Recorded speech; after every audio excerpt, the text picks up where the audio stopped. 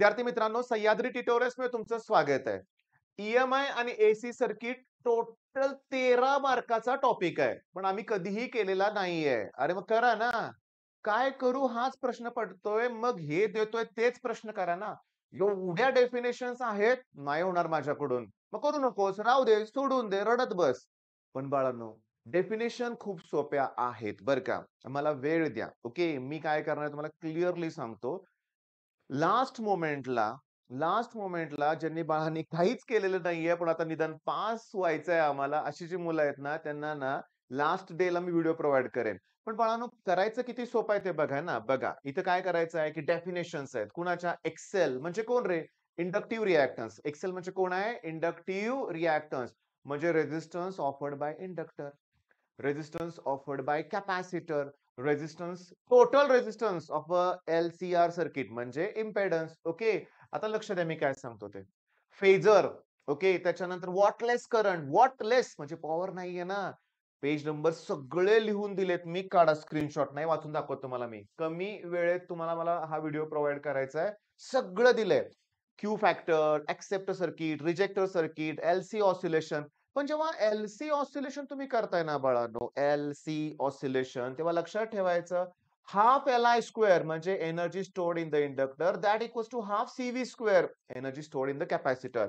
आणि मग एक्झरसाइज मधले शेवटचे 2 क्वेश्चन्स बघायचे. आता ईएमआय काय एसी मध्ये बघा तुम्ही. AC LC oscillation. Okay, AC मध्येच असणार आहे ना. ऍक्च्युली दोन्ही टॉपिक एकच होते जुन्या सिलेबस मध्ये, हे लक्षात घ्या. बर, आता पॉवर फॅक्टर म्हणजे तो एक रेशो आहे, आर अपॉन झेड. रेझोनन्सला झेडची व्हॅल्यू आर एवढी असते, लक्षात घ्या. मग power factor at resonance unity असतो.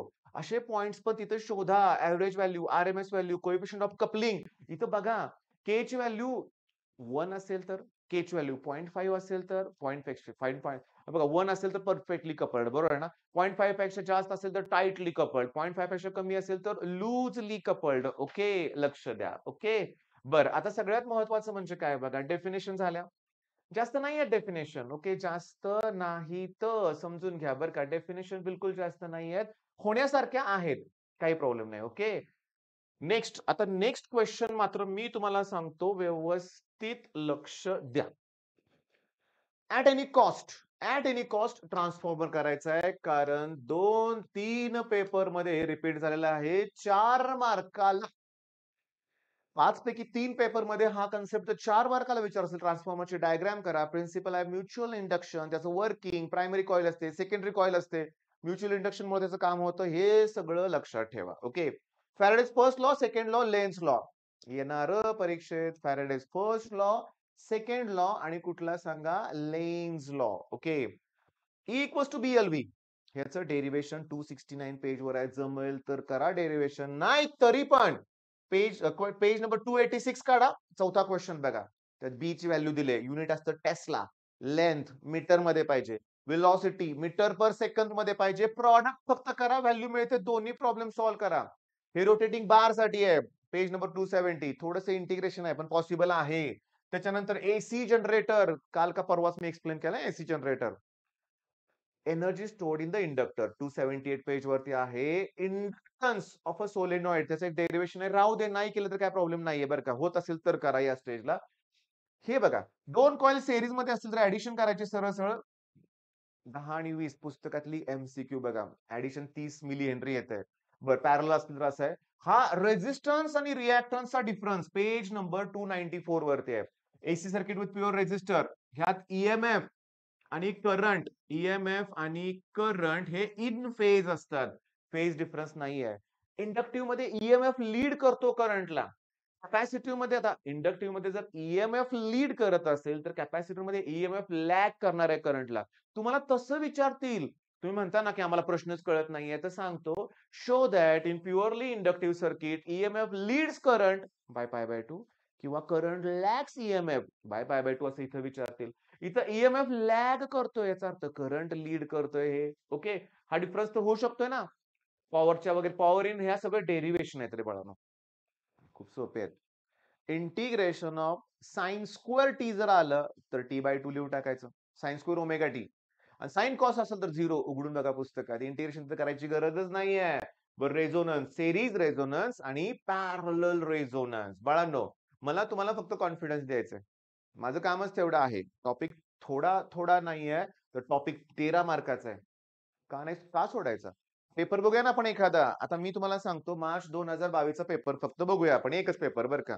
या पेपरमध्ये प्रश्न कोणते आलेत? ऍक्च्युअली मी तर तुम्हाला प्रश्न अगोदरच सांगितले होते, पण बघूया आपण काय आलेत प्रश्न ते. ओके. लक्ष द्या. हा टॉपिक जो आहे त्याच्यातला प्रश्न दिसतोय मला define inductive reactance, capacitive reactance, impedance 3 mark.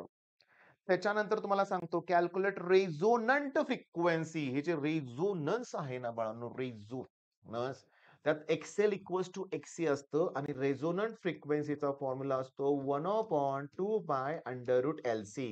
1/2 pi under root LC म्हणजे थांबा. जे न्यूमेरिकल आलं ते फॉर्म्युले आपण लिहिण्याचा प्रयत्न करा. 1/2 pi under root LC resonant frequency. Okay. बरं त्याच्यानंतर इथे 3 मार्काला न्यूमेरिकल आलंय शॉकिंग. आपण म्युच्युअल इंडक्टन्सची डेफिनेशन केले. मग ईएमएफचा फॉर्म्युला असतो M D I by D T. तर क्लिअरली इथं म्युच्युअल इंडक्टन्स विचारलाय, पण ईएमएफ 91 मिली हेनरी दिलंय. सॉरी मिली व्होल्ट दिलंय. मिली व्होल्ट राहू दे मिलीमध्येच. एम तुम्हाला विचारलंय. डी बाय डी टी 1.3 दिलंय. 1.3 दिलेलं आहे बाळांनो. मग आता काय उरलं N2चं अपॉन. हे कसं कळालं मला मी हे? त्याच्या पुढे ना अँपिअर पर सेकंड युनिट छापलंय म्हणजे करंट अपॉन टाइम. कळालं का? N2चं अपॉन करा. 91 ला एक 0 देऊन टाका. 13 लिहा. पॉइंट कॅन्सल केलाय. 70 उत्तर येईल. मिली हेनरी 3 मार्क मिळाले. शॉकिंग आहे लक्षात घ्या. हे शॉकिंग आहे. बेस्ट आहे लक्षात घ्या. काय अवघड आहे? काहीच अवघड नाहीये. समजून घ्या. पहिला पेपर. आता मला असं वाटतंय अजून तुम्हाला सांगितलं पाहिजे काय आलं या पेपरमध्ये. ईएमएफचा फॉर्म्युला BLV असतो हे प्रूव्ह करायला सांगितलंय. मगाशी मी पेज नंबर दिलाय. मग हे जे प्रूफ आहे सेक्शन सी मध्ये 3 मार्काला. हे जे न्यूमेरिकल विदाउट कॅल्क्युलेशन नाही, विदाउट लॉग टेबल 3 मार्काला. 3 आणि 3 6. हे 2 मार्काला 8 मार्क झाले बाळांनो. 8 थांबा अजून शोधतोय. ओके. ईएमएफचं न्यूमेरिकल झालं. ओके. हा पण प्रश्न झाला. डेफिनेशन 3 राहिले की रे. 3 डेफिनेशन. 3 आणि 3 9 10 11 झालं. ओहो 2 L1 10 मिली हेनरी. हा इंडक्टर सीरीज मध्ये हा 10 आणि हा 20. ऍडिशन 30 झाली की बाळांनो. आणि एमसीक्यू तर 100% असणारच आहे. एमसीक्यू पण असणारच आहे. ओके. आता भरभर शोधतोय सापडत नाही. आनंदी झालो ना मी खूप लक्षात घ्या. ही खूप सोपं आहे बरं का बाळांनो. खूप सोपं आहे. चला अजून एक पेपर बघूया मग चला. एक पेपर सोपा वाटतो तर दुसरा बघूया आणखीन. सेक्शन डी पासूनच सुरुवात करतो मी. हा सप्टेंबर 2021 चा पेपर आहे लक्षात घ्या. याच्यामध्ये स्ट्रेट कंडक्टर आहे. ओके. BLV याच्यावरतीच आधारित क्वेश्चन आहे. Weber per metre square, EMF developer वगैरे सगळं दिलंय. लेंथ विचारलंय. ईएमएफ डेव्हलपर दिलाय, बी दिलाय, व्ही दिलाय. काय विचारलंय मग लेंथ 2 मार्काला विचारलंय. ओके. शेवटच्या प्रश्नामध्ये. त्याच्यानंतर आता ट्रान्सफॉर्मर तर या पेपरमध्ये दिसत नाही मला. थांबा. ही concept E equals to E0 sine omega T. मी एसी न्यूमेरिकल्स नावाचा व्हिडिओ 2 दिवसापूर्वी अपलोड केलाय. शोधा तेवढं तरी करा. तुम्ही एक्सपर्ट आहे शोधण्यात मला माहिती आहे. 3 मार्काला जे न्यूमेरिकल आले 3 मार्काला न्यूमेरिकल आहे. ओके. त्याच्यानंतर थेअरीमध्ये मला आता इथं काही दिसत नाहीये बरं का. सेक्शन सी मध्ये थेअरीमध्ये काही नाहीये टॉपिक मधलं. ओके. त्याच्यानंतर ईएमएफ रेझिस्टन्स बॅलन्सिंग लेन नाही यातलं नाही. इंटरनल रेझिस्टन्स यातलं नाहीये. ओके. कसं आहे 13 मार्काचा टॉपिक आहे. प्रश्न तर सापडले पाहिजेत. ओके. हा इम्पेडन्स. इम्पेडन्स. ओके. त्याच्यावर प्रश्न विचारलाय. तिने विचारलाय की कॅपॅसिटर ऍड केल्यामुळे इम्पेडन्स डिक्रीज का होतो? इम्पेडन्सचा असा फॉर्म्युला येईल under root R square plus XL square. कधी?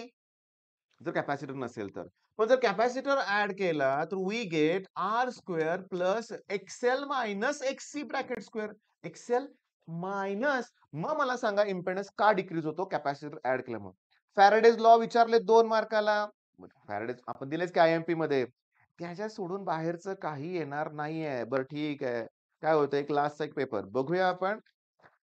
किंवा मी काय म्हणतोय लास्ट म्हणजे जुलै 2023 लेटेस्ट बघूया. मला शोधायला वेळ लागेल बरं का लक्षात घ्या. मला शोधायला थोडासा वेळ लागेल. What is the transformer? Working principle लिहा आणि डिस्टिंग्विश करा step up, step down transformer. Okay, म्हणजे तुम्हाला ना ट्रान्सफॉर्मर डिटेलच करायचे बरं का. इथं लिहितो मी step up into step down हे तुम्हाला ट्रान्सफॉर्मरचं करायचंय. 4 मार्क झाले इथंच. ओके. त्याच्यानंतर काय आलंय सेक्शन डी मध्ये तेवढं 4 मार्काला आलंय. Calculate instantaneous value. इंडक्टन्स दिलाय, पीक व्हॅल्यू दिले, फ्रिक्वेन्सी दिले. Okay, okay, okay. इथं 2 पाई एफ लिहा ना. फ्रिक्वेन्सी दिलेली आहे तुम्हाला लक्षात घ्या. मग तुम्हाला तिथं ते प्रॉब्लेम विचारलाय 3 मार्काला. ओके. 3 आणि 3 6 मार्क झाले. हो 4 आणि 3 7 मार्क झाले लक्षात घ्या. कॅपॅसिटर ट्रान्सफॉर्मर 4 मार्काला आलं होतं लक्षात घ्या. Expression for deflection working body straight wire. असं पटपट शोधल्यावर सापडत नाही. हा मोठा प्रॉब्लेम आहे माझा लक्षात घ्या. इंडक्टिव्ह रिएक्टन्स, कॅपॅसिटिव्ह रिएक्टन्सची डेफिनेशन विचारलंय परत. ईडी करंट विचारलंय. ह्याच्यातलंच आहे ना eddy current? Okay. Okay. Electric field intensity due to long हे यातलं नाहीये बरं का लक्षात घ्या. Gyromagnetic issue but okay. Clear झालंय. 13 मार्क असल्यामुळे दोन्ही टॉपिकला जास्तीत जास्त प्रश्न दिसतायत एक्झाम मध्ये कुठले आले ते आणि आपल्याला सोपं जात आहे. ठीक आहे मग करा हे व्यवस्थित. All the best.